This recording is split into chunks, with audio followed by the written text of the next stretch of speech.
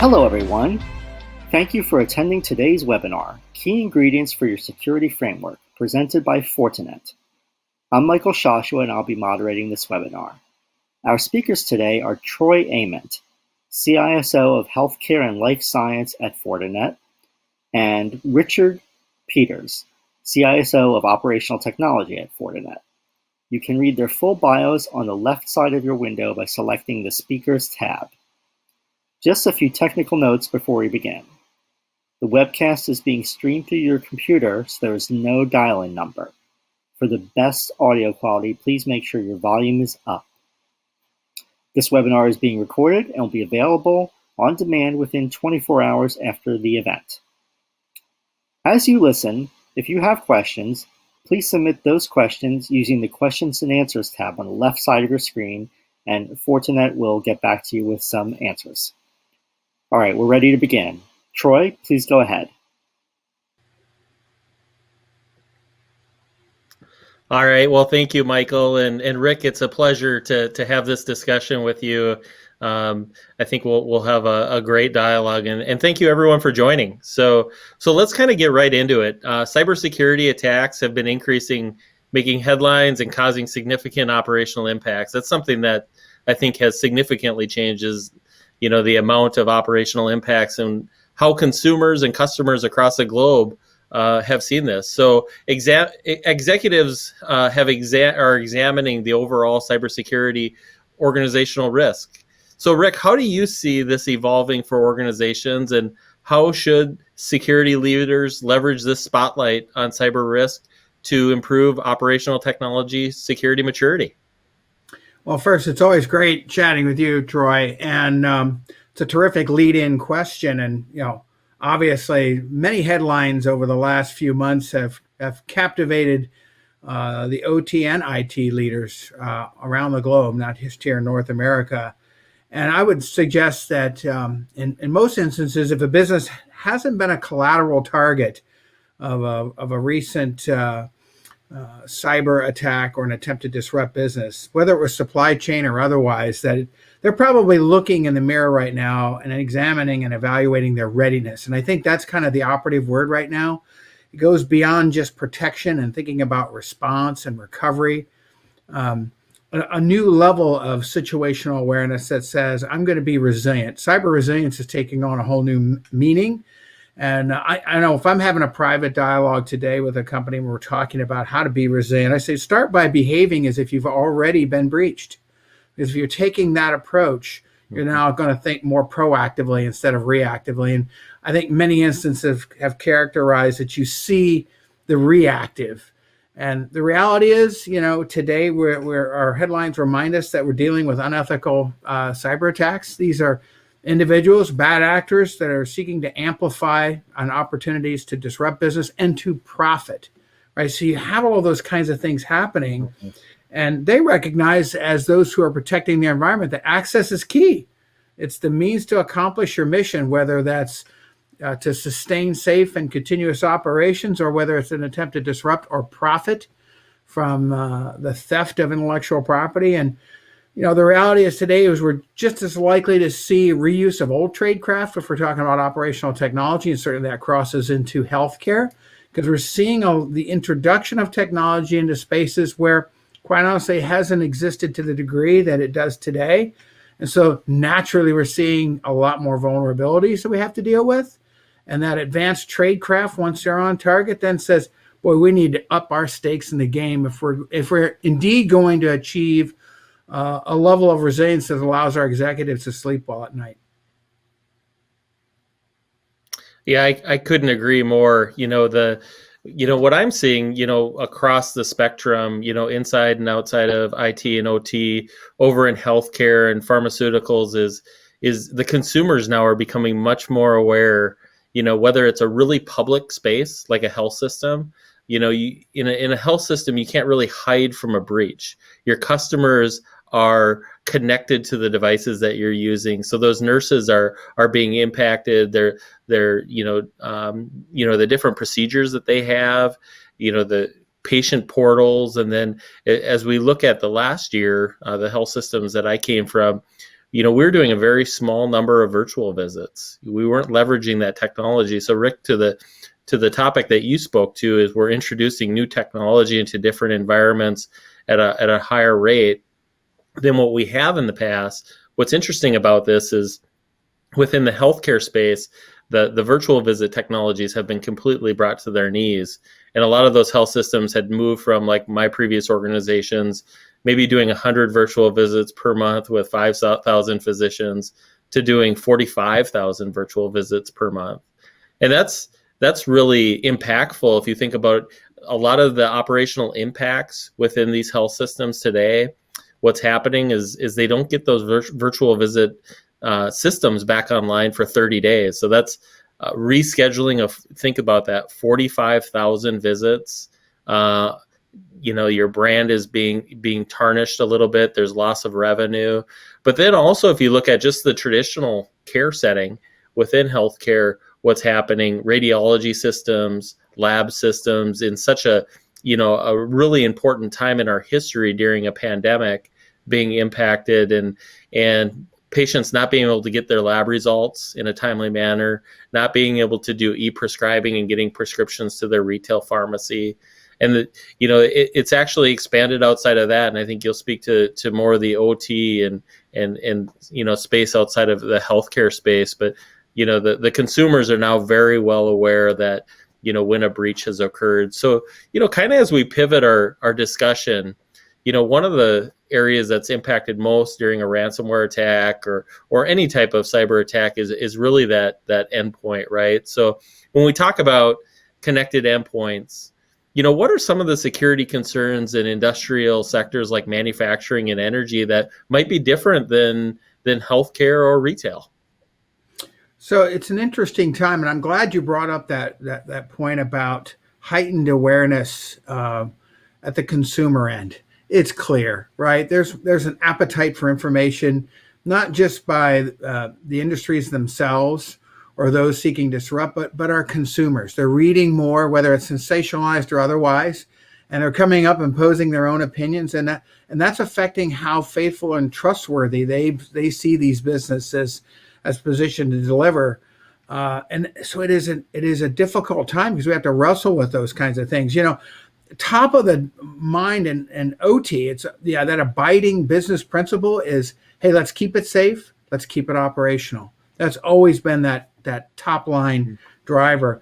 And when we start to think about manufacturing and energy, and even crossing into healthcare, because certainly there's those connections, there's this whole idea of so much more sensorized today. We've seen an explosion in endpoint devices. Part of it because we needed to be able to figure out how to expand the site footprint for accomplishing business. I think the healthcare illustration you gave and the dependence on being able to accomplish virtual appointments is a terrific illustration because it's an exponential growth.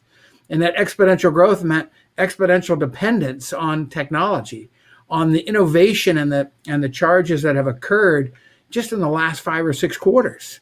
And so you have all of that and that cyber physical footprint that relates to connecting and then trusting that infrastructure. I think that's the big one today. We talk about visibility of devices, and it's whether it's application, client usage, all of those things recognize those unique challenges. They also demonstrate the fragility of the environment and the natural tendency, the cascade is, oh gosh, if I'm offline, the backhaul or backload of business that has to be accomplished is enormous. So the stakes are high, right? And in manufacturing, as we get closer to the plant floor, we realize the dynamic and the dependence on that connectivity as well.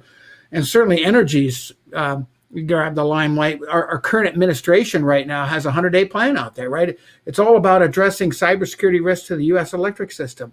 Something that not too many people paid attention to historically, but they are now because we have a 100-day plan. It's all about safeguarding U.S. critical infrastructure.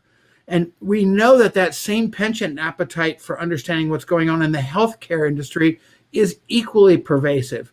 And we're not just talking about pharmaceutical production. We're talking about those same technologies that find their way into the care facilities and spaces, all enabled capabilities.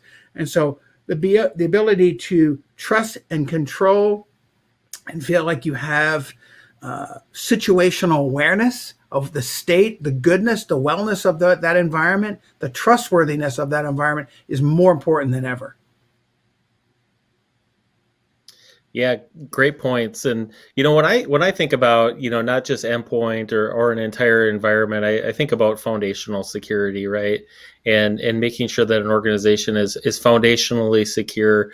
But also, if you think about healthcare and pharmaceutical, they depend upon critical infrastructure, right? Things like electricity and those types of things, gas to power hospitals, and how critical that can be to their operations. And then the other point that I'd like to add, just kind of building upon what we talked about with building, technology into new areas. So both in pharmaceutical and healthcare, now we're expanding these connected medical devices right into the hands of our patients at their homes. So there's a lot of health systems moving to really build and improve, really the context of a virtual visit. And they're putting, things like ear, nose, and throat scopes that are connected over the Wi-Fi back to a health system so they get better telemetry about a patient and enrich those visits so that they can do even more. So, if we think about ransomware and we think about cyber attacks, I think what history has told us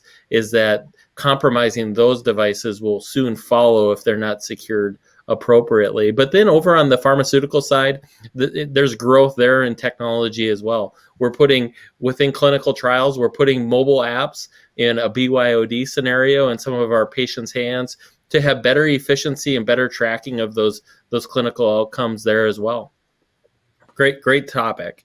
So as we kind of pivot, let's talk about, I was kind of talking about some of the basics or foundational security, but from your perspective, what are some of the endpoint security basics and are any being overlooked? So I think as you're sitting down with any customer, I think it's very, very important first to understand their present disposition. We talk about it as a cybersecurity journey, and it's steps, but it's not so prescriptive that it's going to look the same in every single instance. So I think that's really important right up front, because you can toss out ideas about what it means to be consistent in protecting these environments. I love the framework approach, right? I'm a big fan of the NIST cybersecurity framework because it allows me to break down the entire picture. I can start with identification and then go to protection, and understand each step of that into detection, response, and recovery. And it kind of gives me a sense of what does it mean to be 24/7 aware? Do I get continuous trust assessment and feeling like I'm really knowledgeable of the state of my environment, whether it's healthcare, manufacturing, or into operational technologies like energy delivery? What we discover very quickly is there's a connectivity and a dependence across those verticals. So we know that's really important. But if we wanted to take just a couple of quick steps, you might start with visibility and say, I've got to insist on having absolute visibility of every device, my inventory of what's connected. I need to know it. I need to trust it. I have to insist on earned trust. And then I have to be able to apply some way to control how much access any point has. So we get into control, or what I call containment strategies. When we're segmenting, it allows access, but controlled access, so that I can accomplish only that role that I'm approved to and not be able to migrate or start to look around, right? Because the natural human instinct is, well, let me see what else I can see. So we prohibit that.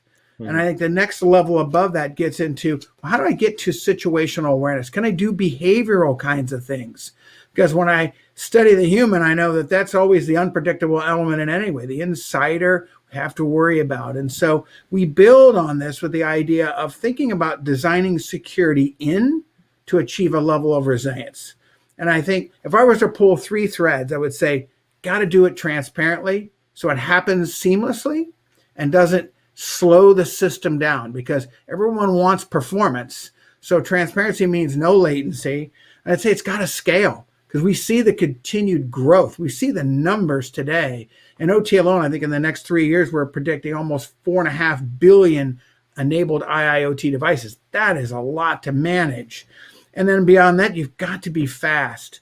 Scaling's great, speed has to be immensely fast. And in healthcare, there's an impatience. If I can't get that intelligence or that information quickly, if I can't source it and share it and feel good about the privacy of that data, I've got lots of problems. Yeah, super. I really agree with your visibility. What you added there, you really can't protect if you don't know what you're protecting, right? And I think that's just so foundational in a lot of organizations. And talking about connected device sprawl, that's something we've definitely seen. I think another thing that organizations struggle with is having a really strong merger and acquisition, strategy. How do I ensure that I have capability throughout my entire organization? I think that's something that's pretty key as well. Consolidation of different endpoints and making sure that you have your database of endpoints within your environment is key as well. So let's kind of step on to the next topic. So in healthcare, gaining visibility and awareness of devices, something that we've just been talking about, can be one of the first steps towards developing a control strategy. Is this challenge the same in operational technology, and what have some of the best practices to make that happen? So it's a great segue, particularly off of the last point. And I think, again, it starts with truly understanding the uniqueness of the customer or the business that you're trying to serve, because it's not so prescriptive that one size fits all. I think that's a very, very important element in being able to move forward smartly, to make terrific considerations in terms of options and ways to solve the problem. And we can't understand the uniqueness of that environment. You may encounter legacy technology and operational technology. We often find ourselves working with hardware and software that can be 10, 20, even 30 years old. And we can say, well, the healthcare is way ahead of that, but we know we still find legacy technology within the facilities. These are systems of systems, and they are connected.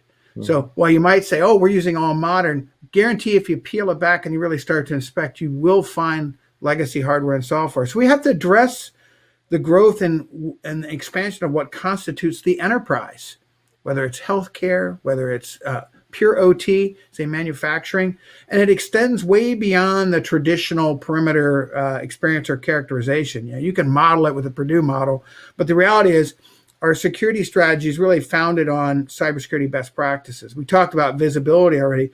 When we get into control, we're really talking about giving permissions, extensible permissions, that don't allow you to move horizontally or vertically within the enterprise architecture.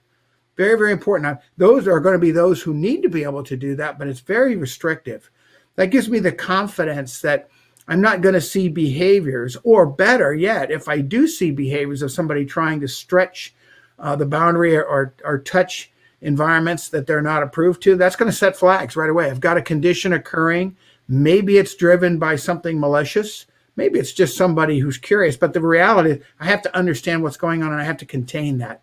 I have to prohibit the ability to do that. Role-based access certainly allows me to accomplish that. So I think it's, coming back to being very aware and understanding what's happening at the speed of business is more important than ever. And when we're working with OT companies, it's delivering that level of confidence, because they're now going to feel good about, okay, I'm contained to the level of activity that can occur at any point in the infrastructure, from something that's way high up at the enterprise to something that could be very primitive, right down to the device level. Yeah, super. And when I think about this topic as well, I think a lot about governance, right? And some of the like NIST, ITIL foundational methodologies. Making sure that as you build out a service, right, as you're building out a capability or a technology within your environment, that you're documenting that and you're following all the pillars of the ITIL. Or any governance methodology to ensure that you have resiliency, high availability, security, and then just a continuous improvement metrics to make sure that, because we know that these environments continue to grow and change throughout their life cycle as well. So yeah, absolutely. So the next phase in security maturity is protecting devices once an organization has visibility. Healthcare has many strategies that are effective. It would be interesting to understand the similarities in operational technology. Can you share what you would kind of consider most effective protection best practices? Yeah, I think we're seeing change real time in 2021. Certainly, awareness of what can happen via different attack frameworks. Supply chain being top of mind for many today has leaders on edge. They're they're seeking a way to have better comprehension and better vision into what's going on within their environment. So at the speed of business, they feel as if they're aware of and containing any activity that looks suspicious. I think that's really important. It has to go beyond those first couple of steps we've been talking about and take a next step to get into the understanding of actionable intelligence and what it can do to help raise the bar. And if we were to think about our enterprise as information, intellectual property, whether it's privacy data related to a patient or something prescriptive about how to manufacture a product or a pharmaceutical, that's very sensitive intelligence. And I have to understand not just how to contain it, but understand the intent of a campaign that might start to show up within my environment and be able to understand, one, what are they after? Two, what am I doing to prevent the loss of that intellectual property? And taking preventive steps, again, at the speed of business is so important to be able to leverage those analytics, that those behaviors that I'm seeing, and be able to capture that, to think about quarantining that behavior to the extent that it cannot affect the bottom line, whether it's production or the protection of intelligence relating to patients. It's that information, again, that's the asset everyone's after. I'd say today in 2021, if you don't believe data is the commodity of interest, take a step back and realize that those of us who are managing the businesses and helping to protect know that today more data is being processed than ever before, and that's going to continue to grow. But guess what? The appetite to steal, acquire, and reuse and profit from that intelligence is equal, on par, and we're having to measure and balance how much we proportionally invest to make sure that our infrastructure is not just secure, but aware, and that we're seeing the kind of more proactive way of defending the infrastructure. I like to say today we're protecting from the inside out. It is really a dynamic change, and it's an important element in how we're going to move forward beyond 2021. No, that's great. And, I mentioned governance and in healthcare, kind of moving to that next step once you have visibility is the next most important one. And, I think as I have discussions with executives, security doesn't happen overnight. It isn't on or off. It's something that grows and it matures and it improves over time. And it really takes that time for an organization to become, really in a great state. So as an organization does build that maturity, some of the best practices that I've seen within healthcare is taking that, large swath of connected medical device databases that, organizations have, and then putting in protection measures and some of the, best protection measures you had mentioned, zero trust comes to mind, and ensuring that we have, strong identity and access control, network access control as well, preventing those systems from accessing areas of the network that they shouldn't, and very important as well. So let's pivot a little bit, and how are organizations protecting operational technology environments using actionable intelligence? So we're kind of moving past the basic blocking and tackling of visibility, and then more traditional I would say strategies, but actually taking some more sophisticated steps and using actionable intelligence about known and unknown threats. So another great question, and I think what we're sharing here is, we've already built that foundation, right? We've accomplished the things that you absolutely must to have that visibility and control. Now it's kind of like, well, I need to understand and believe that events are going to occur.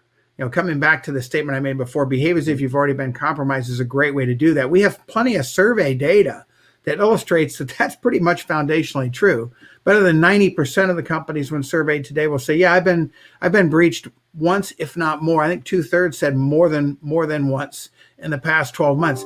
So there's a recognition of there's these kinds of behaviors that are attempting to take advantage of vulnerabilities that are present within the environment. And if someone's already gained access, we know from the solar wind sunburst example, it was perfect way to illustrate the patience of the adversary to get on target using a vehicle to accomplish, in this particular case, a delivery mechanism. A period of reconnaissance is typically occurring up front, and then you're going to see some privilege escalation. Before you know it, you've got a campaign going on. So how do you get out in front of that? Actionable intelligence, the use of artificial intelligence and behavioral analysis and machine learning, those are fancy words, but what it means is you have sensors out there that are understanding behaviors that are approved or those that are outside the boundary of what you would expect. And when those behaviors start to beacon up and capture your attention, you immediately capture those to neutralize them so they don't become problematic in terms of accomplishing safe business, but then take the next step to learn from it. There's a learning function that's going on here. That's really important because as we characterize application signatures or behaviors, or even something that's a little more rudimentary down for industrial control systems where we're doing signatures, in every single instance is understanding what you would expect to see and what you absolutely would never allow to happen. And we know that that's part of the recipe for a successful campaign. They're going to attempt to do something behaviorally that I would not allow. So those behavioral analytics that are driving the actionable intelligence then allows me to churn and produce and share that intelligence back out to my environment. I come back to the idea of the framework earlier, but it's really infusing that into an ecosystem. I get excited and a little geeky when I talk about what Fortinet's doing with our security fabric because it is a connected environment. Yeah, you see all of the elements we've been talking about, zero trust network access, all the foundational elements that put together give you the kind of confidence that your environment is safe and secure. And now we're upping the ante once more to say, I'm going to pay attention to every single behavior that goes on there. Very important if I'm going to be resilient in the long haul. That's super. And, something I wanted to add is, in my years of being in information technology and security, one thing that I feel like I've really learned is humans and behaviors in healthcare are very predictable, almost scary predictable when you look at the analytics of how someone comes to work, how many MRIs an organization might do, how many applications a certain employee might access.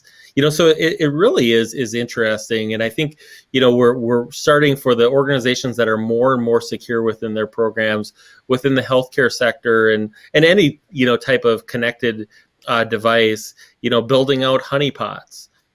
What's really interesting about a lot of our connected devices is they do what they're told.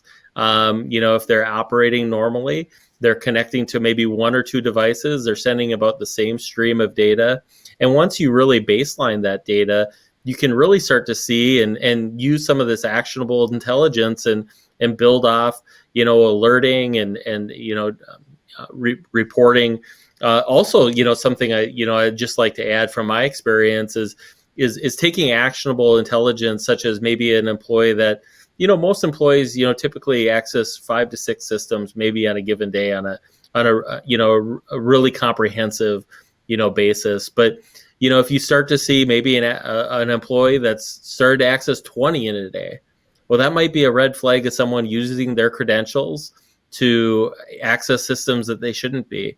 And getting that integration, so driving further maturity, getting that actionable intelligence integrated with things like security operations technology and SIM and SOAR platforms, so that you can get to you can respond and protect the environment, more reactively, but with proactive intelligence can be so important and valuable for an organization to eliminate or reduce the breach that could occur.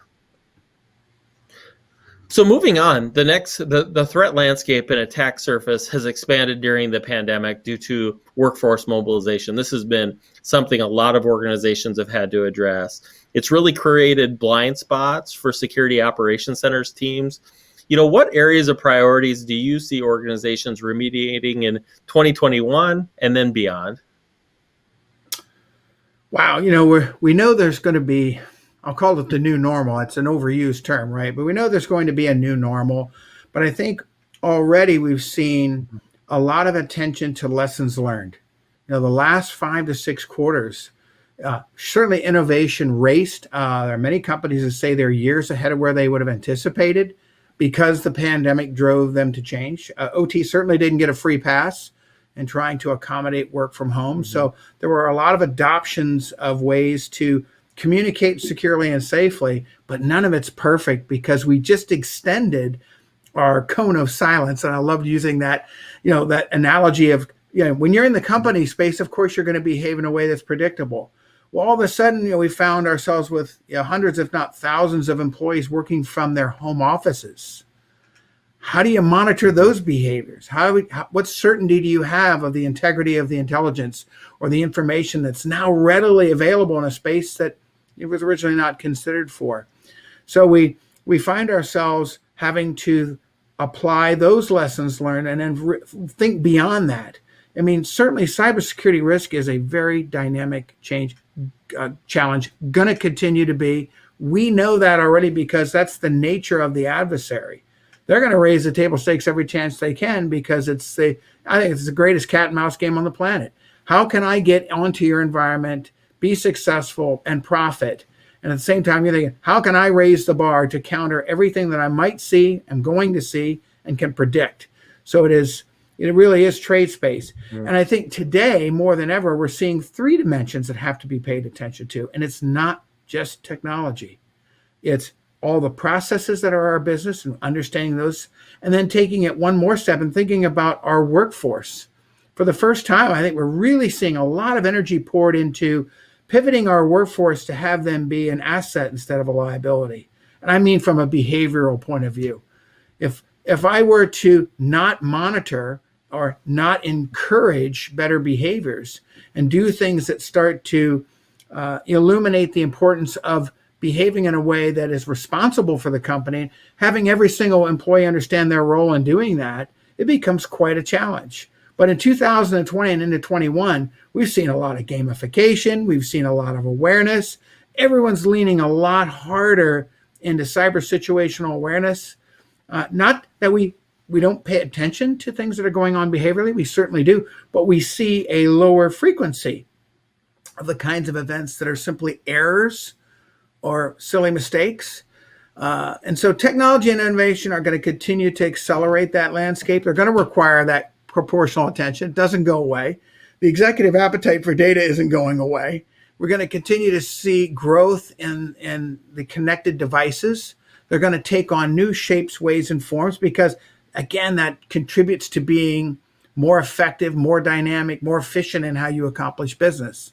And healthcare, operational technology, whether in manufacturing or safeguarding patients, is a continued growth space for those who would seek to disrupt. So the attack surface is cross-cutting. We know that. We've talked about it. The digital value chain today has to understand that whole concept, which is cross-cutting in the industry. It's not finite or limited in bandwidth or scope to one channel. It's very cross-cutting. And so I think today we're not just insisting on good practices like zero trust network access and understanding the supply chain. We're thinking about a comprehensive strategy, and that comes back again to an ecosystem ideology, treating the entire environment as a whole and recognizing the connectivity and the dependence of systems that we might not have thought about historically. Yeah, this is one I was really, excited to talk about. So when I joined Fortinet, I joined just after the first 2 phases of the pandemic, after many years in the provider space, and it was quite an experience, right? So the attack surface definitely grew. What we were doing was putting in many new lab connected medical devices to do COVID testing, and also things that you wouldn't think of, robots to do monitoring of patients with cameras. So areas that you wouldn't think of, but then also talking about workforce mobilization. That was, a lot of health systems were sub 5% mobile as far as their workforce. Most of their employees, came to the office, whether that was service centers, certainly, clinical staff that needed to take care of patients and do lab processing and ER visits, those types of things.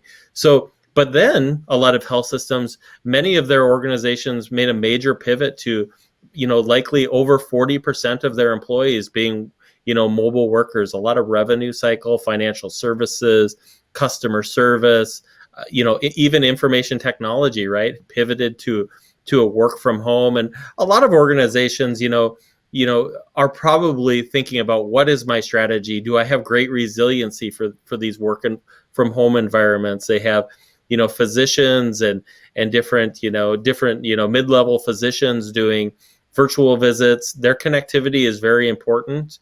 The resiliency and high performance of that connectivity is very important. So kind of what I see is a lot of organizations coming back to the table, looking at the virtual visit platforms they put in place, but then how did they enable that remote connectivity for their workforce? Did we create any blind spots? I know my security operations center staff, they were always challenging the entire organization to ensure that they were not creating any blind spots, whether that was remote email access, remote web access. They wanted to know anywhere that person, device, or process was, what was happening, and to ensure that if there was some type of threat, that they could respond to that in a timely manner, just like it was when it was on premise. Now, we're living in an edgeless, computing environment right now. And, I think using things like Zero Trust and SASE will be really key as organizations continue to expand that threat landscape. So just kind of in closing here, we're kind of coming up on our last question here, and I think this is one of the most important ones. So Rick, when you meet with CISOs, what coaching do you give peers in operational technology, for building a security strategy on protecting endpoints, no matter where they are? Well, that's interesting. I think if you're going to sit down with a senior executive today, you better be prepared to listen, because they're going to fill your ear. There's a lot on their plate, very divided attention for all the reasons you just talked about before. I mean, the stakes have been very high in battling a pandemic on a global scale. You think about the research alone and the value of the research and the value of the development of pharmaceuticals, the delivery of those pharmaceuticals, what a cross-cutting array of challenges, and doing it on a global scale to try and confront and overcome a pandemic that many have never experienced or even remembered. Even if they could go back, 75 or 100 years, most don't have a recollection of an event on this scale. And it certainly changed the way many executives think and behave. But what I hear about so often from CISOs are the limitations of their on-prem solutions. They want to go beyond. So we're talking about today, and what we've been covering over the last 45 minutes does hit the line for them. The ability to manage bandwidth, but be able to provide the visibility that you must have, the way to feel good about how, and the trust that comes in with handling data that's incredibly sensitive. So we're talking about, again, identifying gaps, but again, I'm kind of sound like I'm foot stomping this idea of an ecosystem, but it is partnerships. Today's partnerships are vital and key more than ever before. Technology alliances that allow us to bridge and do business with endpoint solution customers or specific point products that may not have our logo on it allows us to think and behave in a way that's responsible, one, to the challenge of meeting the problem, but then being able to deliver discrete solutions that are timely, right, and can keep up with the appetite. Because today our Fortinet partners certainly know that, it might start with a next generation firewall, but it's so much more than that. You have to think about all of the elements or aspects of that solution support. And you have to also think dimensionally about countering a threat that's more committed than ever, right, to profiting and gaining from all of the innovation that's occurred. So it's kind of a double-edged sword. So I try and make sure that that conversation sounds like, hey, let's talk about your gaps. What are your pain points? What can I help you think through? And then offer constructive options, because there's always more than one way to solve the problem. And today, when we think about our security landscape and trying to deliver those capabilities or solutions, it's always about trying to figure out how to advance and mature the environment, recognizing that it's going to continue to change. Every bit of data we gather says, we're going to continue to see growth in this landscape. What we call or characterize the attack surface is going to continue to change. More intelligence is going to back end feed into the environment and give us greater levels of confidence. But we know that, again, we're going to expect to have to meet challenges from technologies that are going to find their way into spaces. 5G is a great example of that. We're going to have to manage these environments and do things creatively, because at the end of the day, it allows the healthcare industry, the manufacturing industry, the energy industry to be more efficient and more on top of their game from moment to moment, and feeling like they really do at the operations center have their finger on the pulse of the business. Yeah, that's great. This is another great topic. So it's interesting when I have discussions, specifically both in the pharma and healthcare side with executives at the either CISO or even CEO level.